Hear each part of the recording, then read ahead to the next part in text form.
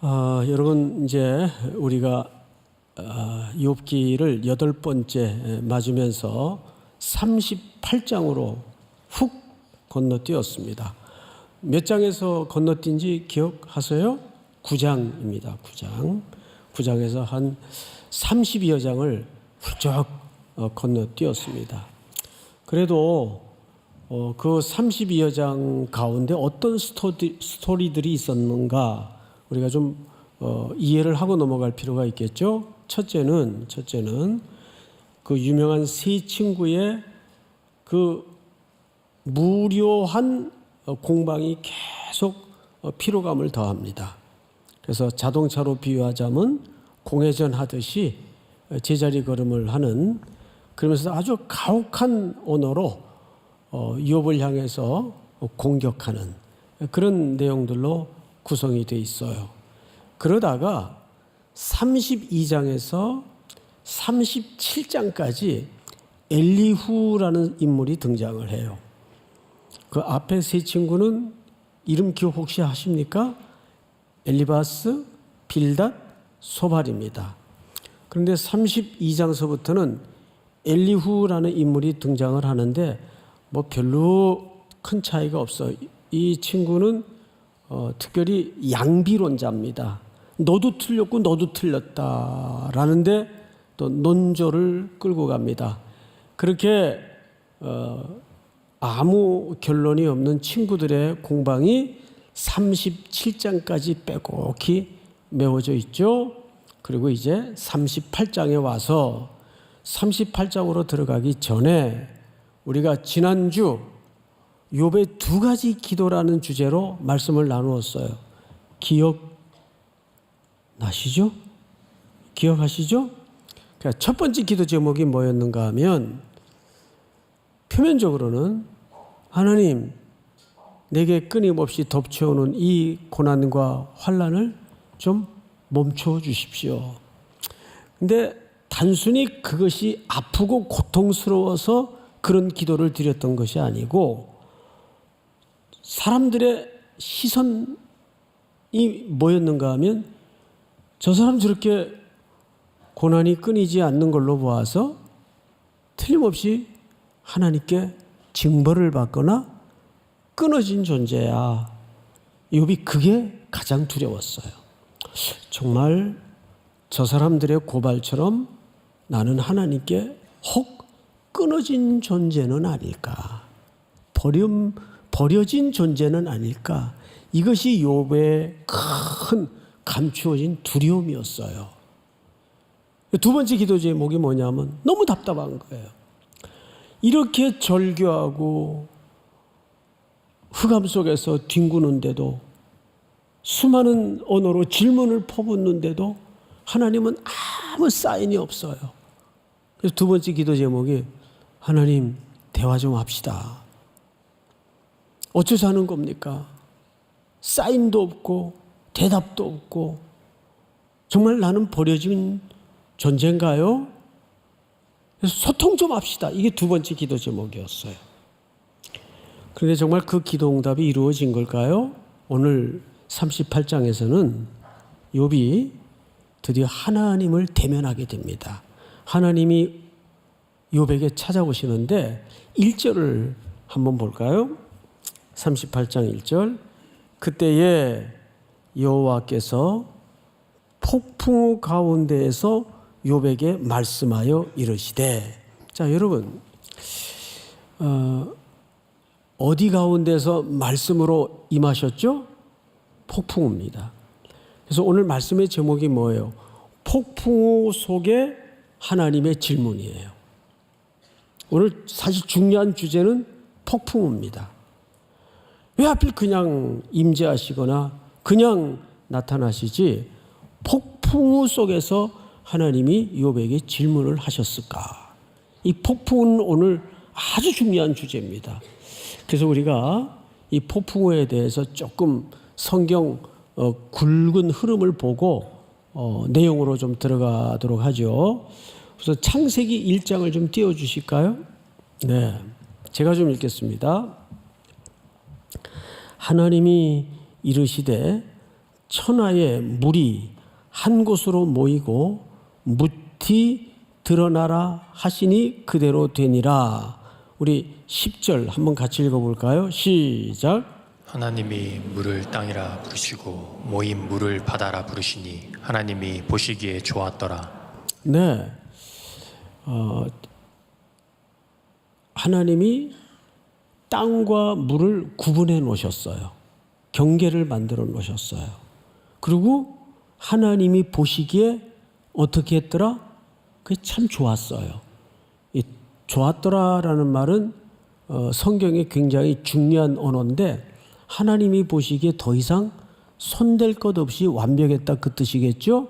좋았더라. 토부. 자, 그리고 이제 오늘 성경을 눈을 돌려서 잠깐 보시면 8절을 한번 볼까요? 8절.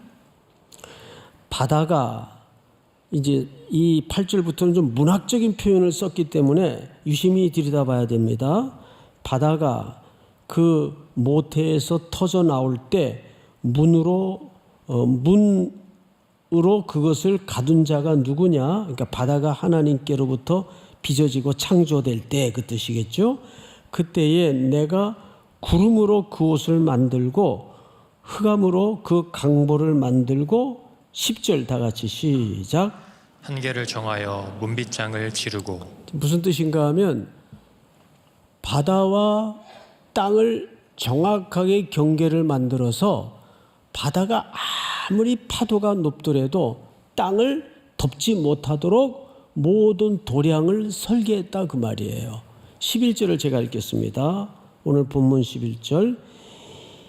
이르기를 네가 여기까지 오고 더 넘어가지 못하리니 네 높은 파도가 여기서 그칠지니라 하였노라. 이건 누가 경계를 정하시고 누가 이 질서와 원리를 만드신 거죠? 하나님이 경계를 정하시고 질서를 만드신 거예요. 아무리 파도가 하늘 끝 닿을 듯 성나서 넘실될지라도 바다를 땅을 덮지 못하도록 하나님이 결정하셨어요. 자, 이것을 우리가 어디에서 그 리얼한 현장을 좀 경험하냐 하면 시인들의 시편의 기록을 좀 보도록 하십시다. 시편 107편을 보세요. 배들을 바다에 띄우며 큰 물에서 일을 하는 자는 우리 인생을 설명합니다. 우리 인생을 비유하기를 배를 타고 수많은 파도가 덮쳐오는 그 바다에서 영업하는 자처럼 인생을 우리가 그렇게 살아가죠. 제가 몸이 좀 몇십 년 전에 많이 아파서 교회에 휴가를 얻어서 저 남해 바다에 며칠 가서 그냥 갯바위에 앉아가지고 하염없이 바다만 멍하니 바라봤던 적이 있어요. 그런데 그 우울증 걸리겠더라고요. 바다가 자꾸 이렇게 들어오라 그러는 것 같아요. 그러면서 거기서 몇 가지 큰 진리를 깨달았는데 계속 파도가 와서 때려요. 바위를, 갯바위를 칩니다. 한 개도 똑같은 파도가 없어요. 물결도 다르고 물살도 틀려요. 다 다릅니다. 마치 뭘 보는 듯하냐 하면 우리 인생살이를 보는 듯해요. 그래서 오늘 시편을 보시면 배들을 바다에 띄우며 큰 물에서 일을 하는 자는 우리 인생을 얘기하는 거죠. 여호와께서 행하신 일들과 그의 기이한 일들을 어느 바다에서 보나니? 깊은 바다에서 보나니. 이 깊은 바다의 뜻은 이제 곧 밝혀지는데 풍랑이 있는 바다를 얘기해요. 25절을 볼까요? 여호와께서 명하신즉 뭐가 일어나요? 광풍이 일어나요. 바다 물결을 일으키는도다. 자, 그러니까 광풍도 누구의 허락하에 물결이 치는 겁니까?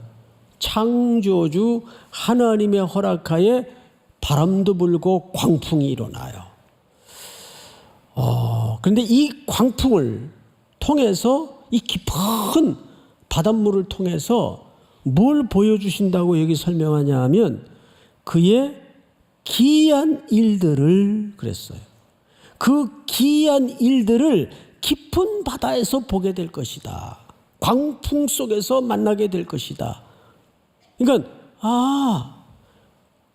광풍으로 말하면 우리 인생사의 혹독한 고난, 환난일 텐데 그것이 그 자체가 우리 인간에게 목적을 갖고 있지 않다는 거예요.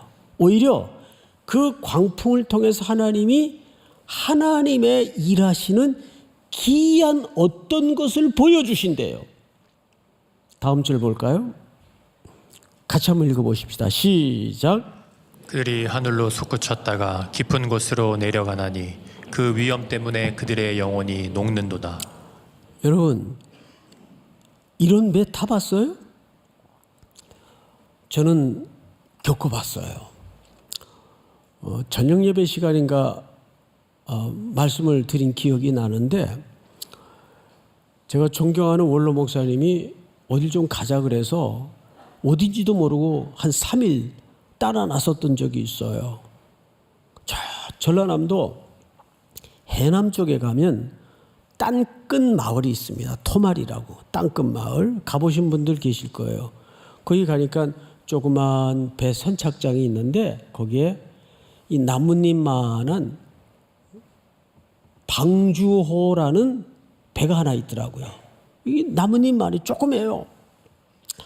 몇 사람 앉으면 그냥 꽉 찰 정도로 작은 배인데 거길 이제 태우는 거예요. 그래서 3사람이 탔어요. 그 원로 목사님 또 배 선장님도 목사님이에요. 그리고 배가 출발할 때는 정말 거울 위를 미끄러지듯이 아주 바다가 평온하고 햇살이 찬란했습니다. 근데 바다가 이상하대요. 한 15분쯤 바다로 갔나요?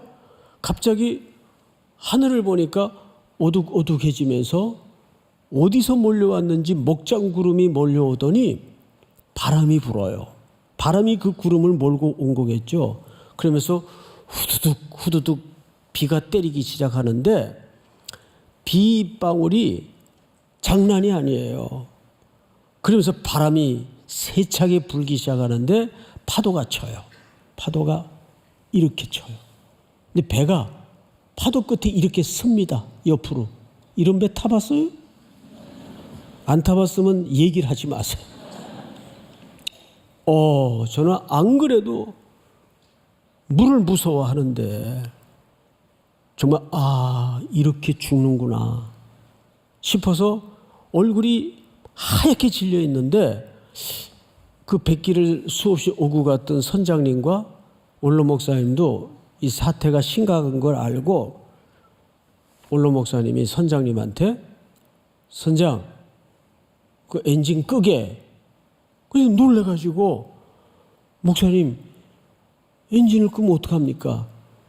그런데 이럴 때는 동력 하나를 꺼야 동력이 파도라는 동력이 있고 배에 엔진이라는 동력이 있으면 이게 잘못 부딪히면 배가 뒤집어질 확률이 높다는 거예요. 그 엔진을 끄라 그러더라고요. 그 처음 알았어요. 또 그때. 그래서 선장님이 엔진을 탁 꺼요. 그럼 절 보고는 배 밑에 들어가 있으래요. 배 밑바닥에. 그래서 졸지에 요나가 돼가지고 거기 엎드려서 그냥 살려달라고 기도밖에 안 나오더라고요. 그렇게 한 20분을 배가 파도 끝에 올라갔다가 바닷속으로 들어갔다가 이렇게 춤을 추는데 마석도라는 섬에 겨우 도착을 했어요. 그래서 알지도 못하는 남의 집 텐마루에 그냥 누워가지고 한 3시간을 정신이 나가서 그냥 멍하니 혼절을 했던 적이 있어요.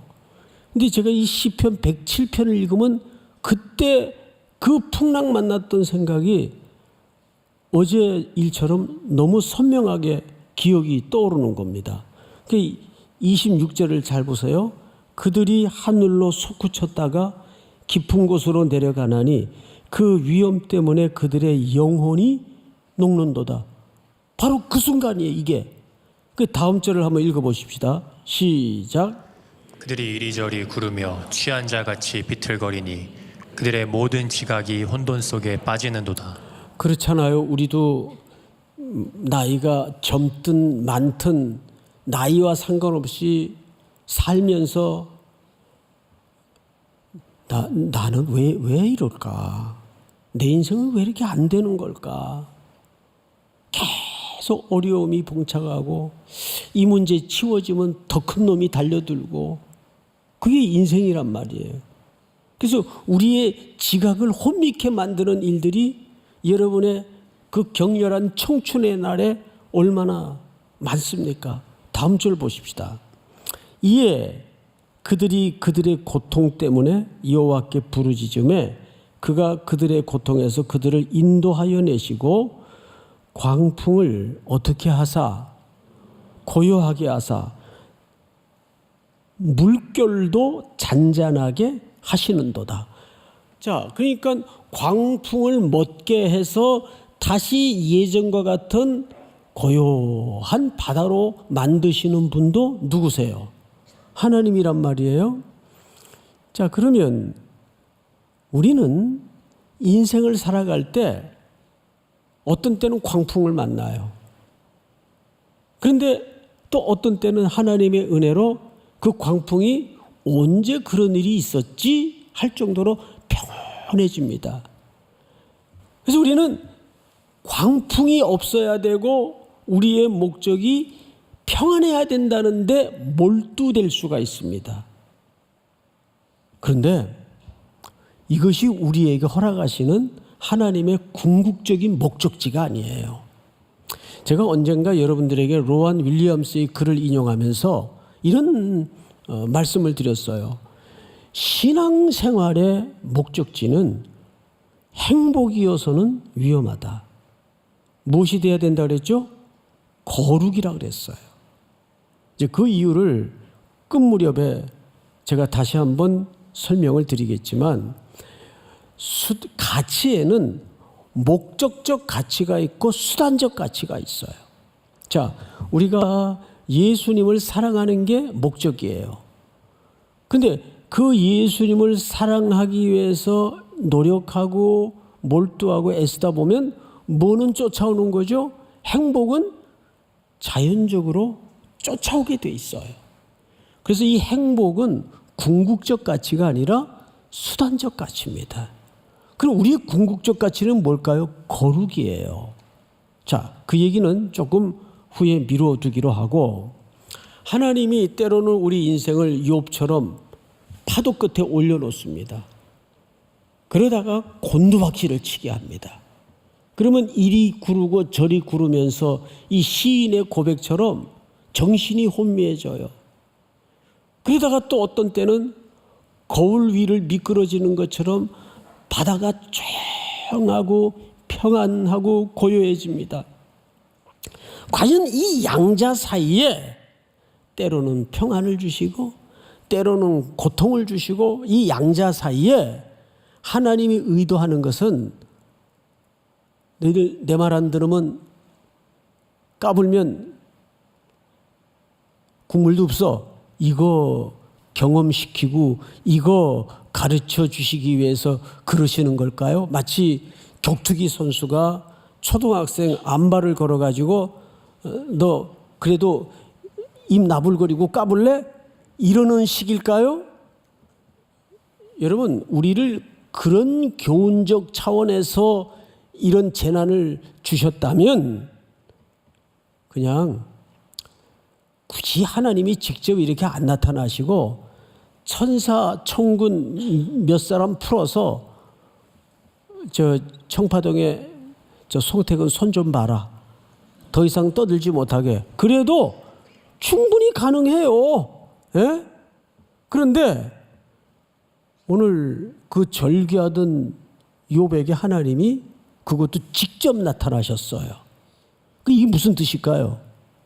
하나님은 저와 여러분들을 그분의 동등한 파트너로 대우하고 계신다는 걸 놓쳐서는 안 됩니다. 자, 폭풍우와 평안 사이에 뒹굴게 만드는 인생을 통해서 하나님이 진짜 원하시는 것이 뭐냐 하면, 여러분 시편 107편 43절을 보십시다. 43절.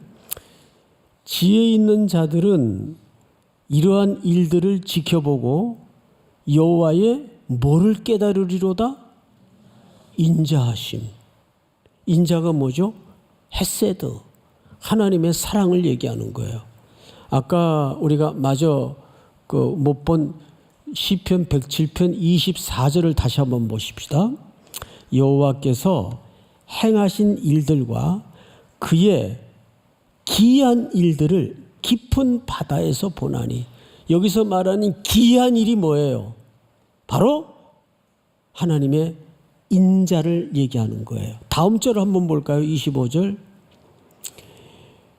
배들을 여호와께서 명령하신즉 광풍이 일어나 바다 물결을 일으키는도다. 다음 절. 그들이 하늘로 솟구쳤다가 깊은 곳으로 내려가나니 그 위험 때문에 그들의 영혼이 녹는도다. 우리 다 같이 시작. 그들이 이리저리 구르며 취한 자같이 비틀거리니 그들의 모든 지각이 혼돈 속에 빠지는도다. 28절. 이에 시작. 이에 그들이 그들의 고통 때문에 여호와께 부르짖으매 그가 그들의 고통에서 그들을 인도하여 내시고. 제가 읽겠습니다. 광풍을 고요하게 하사 물결도 잔잔하게 하시는도다. 다음 절 시작. 그들이 평온함으로 말미암아 기뻐하는 중에 여호와께서 그들이 바라는 항구로 인도하시는도다. 여호와의 뭐가? 인자하심과 인생에게 행하신 뭐죠? 여기서 말하는 기적이 기이한 일이에요. 자, 그러면 이제 폭풍우라는 주제에 대한 정리가 대충 다 끝났어요. 폭풍우 치다가도, 근데 이 폭풍우가 하나님의 주권 속에 이루어지는 폭풍우예요. 또 평안케 하시는 것도 하나님의 주권 속에 이루어지는 결론입니다. 그런데 폭풍우도 하나님의 목적이 아니고 우리를 평안케 하는 것도 하나님의 목적이 아니에요. 그 양자 사이를 뒹굴게 인생을 경영하시면서 기이한 것을 보게 하신대요. 그 기이한 것이 뭐나 봤더니 43절에 하나님의 인자하심이에요. 자, 그래서 우리 오늘 본문 이제 드디어 하나님이 욥에게 첫 마디가 뭔가를 주목해 보세요. 2절 제가 읽겠습니다. 무지한 말로 생각을 어둡게 하는 자가 누구냐? 여기 무지한 말로라는 말은 욥을 포함한 전 인생과 친구들을 묶어서 지칭하는 표현이에요. 무지한 말로. 근데 뭐를 어둡게 한대요? 생각을. 이거 누구 생각일까요? 하나님의 생각입니다. 여기서는 사람들의 생각을 얘기하는 게 아니라 하나님의 생각, 이 생각이라는 말이 에차라는 말을 썼어요. 에차. 이 말은 히브리 말로 무슨 뜻인가 하면 도모, 계획, 숙고 끝의 어떤 결정, 이런 뜻이에요. 도모, 계획, 숙고 끝의 어떤 결정. 그러니까 누가 하나님이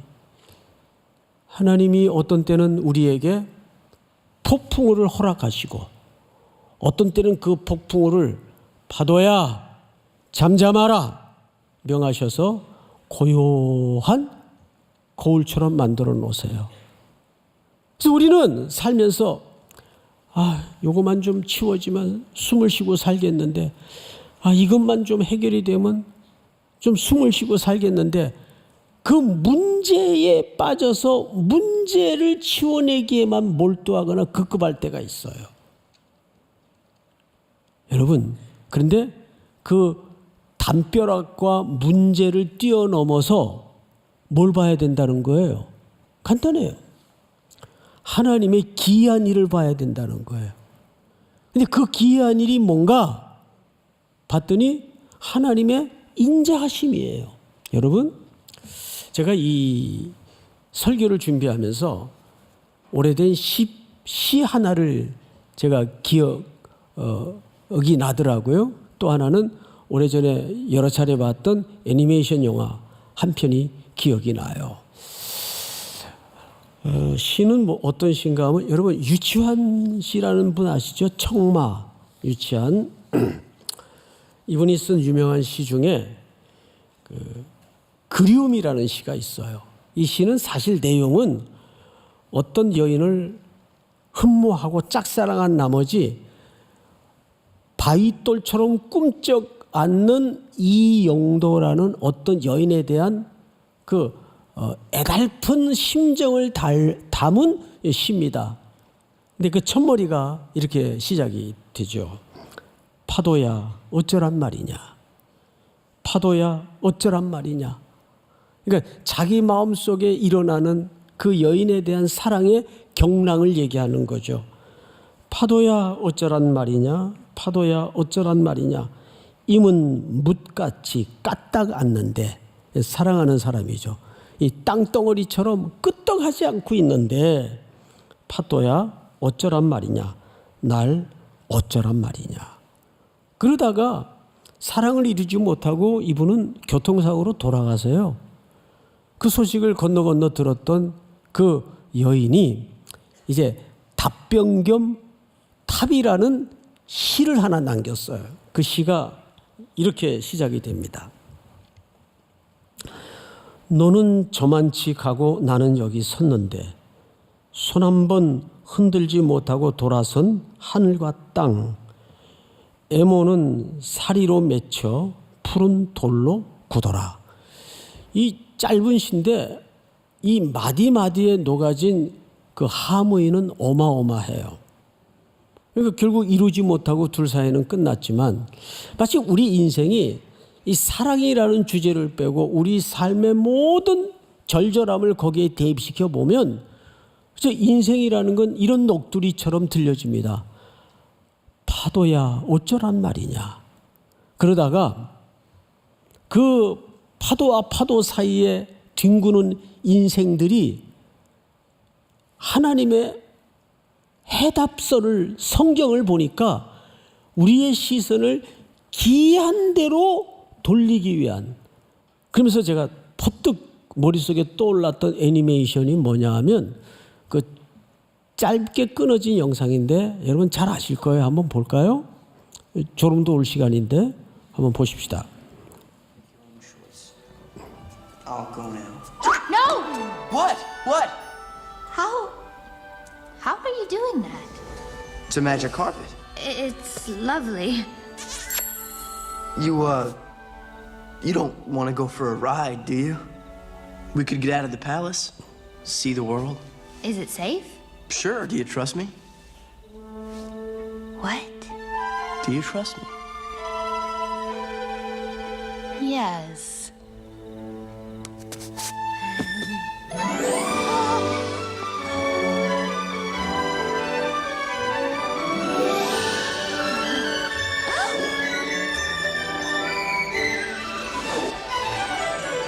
I can show you the world, shining, shimmering, splendid. Tell me, princess, now when did you last let your heart 자, 여기까지 끊고 decide? 갑시다. 나머진 찾아보세요. 저는 여기서 굉장히 강렬했던 대사가 뭐냐 하면 이 공주는 성 안의 세상밖에 몰라요. 그런데 알라딘이 그 매직 카페트를 갖고 와서 타라 그래요. 근데 공주가 첫 마디가 뭐였어요? 안전한가요? 물었죠. 근데 사실 그 질문에 대답을 하지 않고 알라딘은 나를 믿나요? 당신을 믿습니다. 그리고 카펫에 올라타서 신천지를 경험하게 됩니다. 진짜 뉴 월드. 이게 신천지라는 말이 참 좋은 말인데 이상한 사람들이 먼저 차용하는 바람에 이게 참 불편한 표현이 됐지만 여기에서 우리가 그냥 웃고 넘어갈 게 아니라 하나님이 그 폭풍 같은 고난과 평온 사이에 우리를 뒹굴면서 누구나 그걸 경험해요. 그런데 그 자체가 목적이 있질 않고 우리를 뉴 월드, 신세계, 이것도 광고가 될까 봐 좀 조심스럽긴 한데 새로운 세계를 보여주는 거예요. 기이한 일 뭘까요? 시편 107편 43절에 보면 그 부분을 다시 한번 유심히 보세요. 자막을 좀 띄워주세요. 지혜 있는 자들은 이러한 일들을 지켜보고 여호와의 뭘 깨달으리로다? 인자, 헤세드. 하나님의 헤세드가 가장 절정에 나타난 현장은 결국 십자가입니다. 믿습니까? 십자가예요. 온 세상을 캄캄하게 만드셔서 차마 아들이 그 십자가에 우리의 죄를 대속하기 위해서 고난을 받고 순종하시는 모습을 볼 수가 없어서 아들을 향하여 등을 돌리신 하나님 아버지. 그 아들은 그 아버지의 등 뒤에서 절규하셨습니다. 나의 하나님이여, 나의 하나님이여, 어찌하여 나를 버리십니까? 등 돌린 아버지는 그 눈을 구원의 대상인 우리를 향하여 마주해 주셨어요. 여러분, 이 이상 하나님의 자비를 설명할 현장이 있을까요? 인생은 꼭 직선적인 해답으로 결론되어지지 않는 오묘한 것들이 너무 많아요. 그런데 친구놈들은 지금까지 뭐라고 욥을 공격했나요? 너 지금이라도 회개해. 까닭없이 하나님이 그런 재난 주시지 않아. 지금이라도 회개하면 네 모든 잃었던 것들이 되돌려주고 회복이 될 거야. 다분히 권선징악적인 율법적인 잣대로 친구를 매몰차게 공격했어요. 그런데 하나님은 그 욥에게 하나님의 기이한 일로 시선을 돌리도록 하기 위해서, 그걸 보도록 하기 위해서 그 재난과 고난을 주셨더라고요. 그런데 보니까 그것이 수천 년 후에 역사의 실제 시간 속에 오셔서 나를 대신해 죽으실 아들 예수 그리스도를 내어 보내는 사건이었습니다. 제가 종종 여러분들에게 이런 말씀으로 표현했던 거 기억하실 겁니다. 하나님은 우리를 위해서 옳은 일을 하시는 분이 아니에요. 그분이 하시는 일이 언제나 옳아요.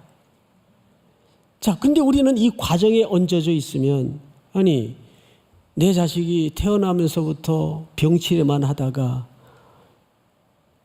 결국 그 가장 사랑받을 나이에 엄마의 가슴에 묻어버린다면 그 엄마에게 하나님은 선하십니다.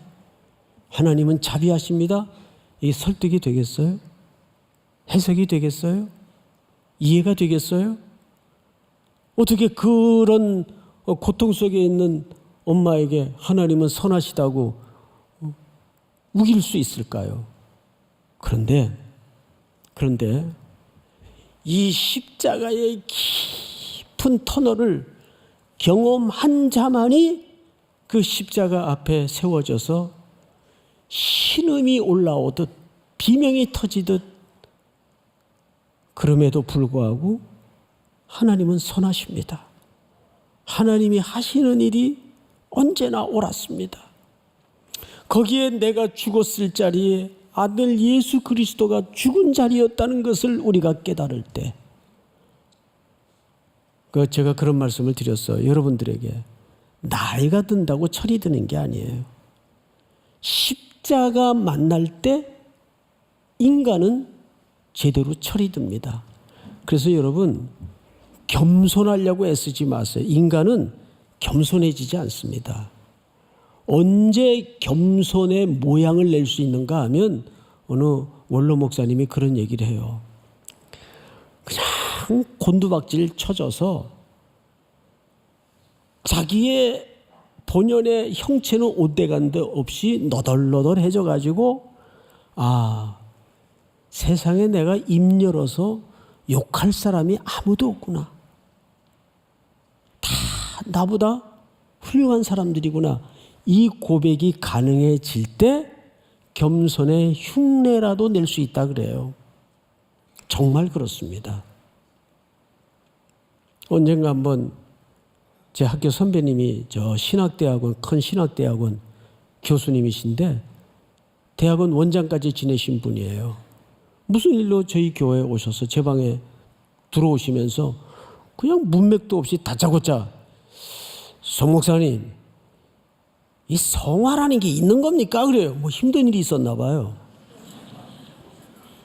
이 신학대학 교수님이 이걸 나한테 물어보면 어떻게 해요? 그랬더니 에이, 그러면서 이제 자기 볼일 보고 가셨어요.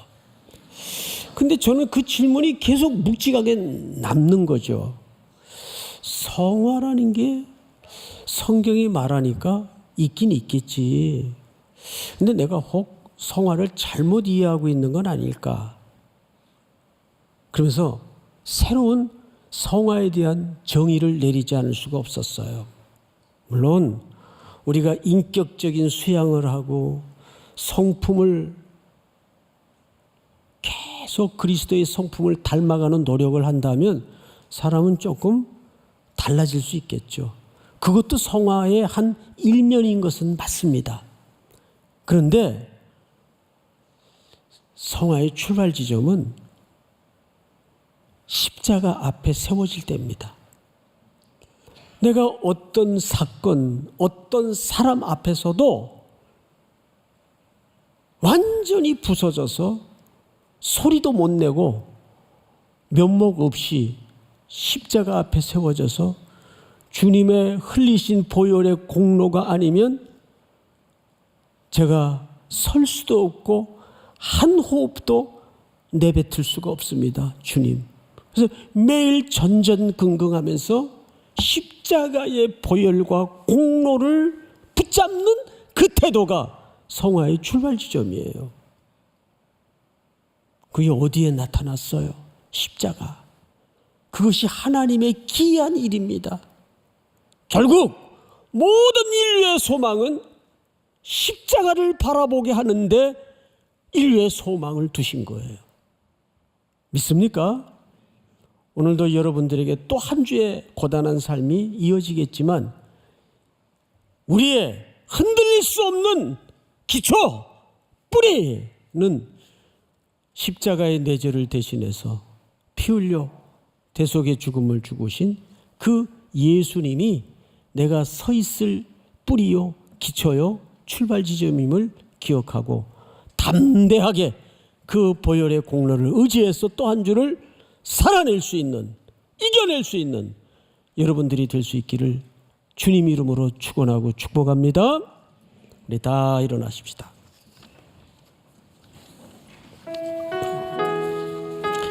하나님은 너를 지키시는 자,